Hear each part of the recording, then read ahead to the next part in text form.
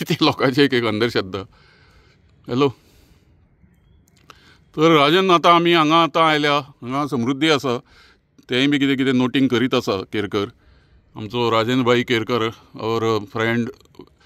आमी हांगा आयल्यात ते आतां हांगा कितें हाजें नांव मशिदीचें फूल नमजगा.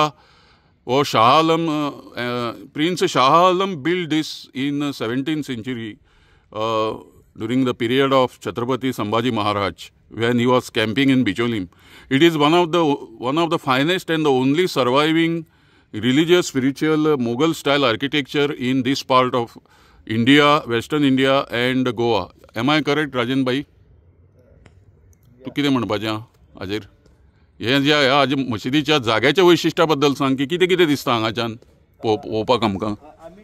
या थंयच या फुडें यो, चल तूं. आमी ज्या जाग्याचेर उबे आसा न्हू, तो दिवचल आनी मये ह्या दोन गांवांच्या मदलो एक पट्टो आसा, ज्या स्थळार आमकां व्हडली एक लोह खनिजाची खाण पळोवपाक मेळटा. आनी आमी जेन्ना दिवचलच्या अर्दान पळयता तेन्ना दिवचले सकयल जो वाडो आसा तेचें नांव आसा पाज वाड. पाज म्हणजे जी घोड्यांची पाज जी आसताली, घोडे येवपा खातीर तो मार्ग आसा आनी तो आमकां पळोवपाक मेळटा.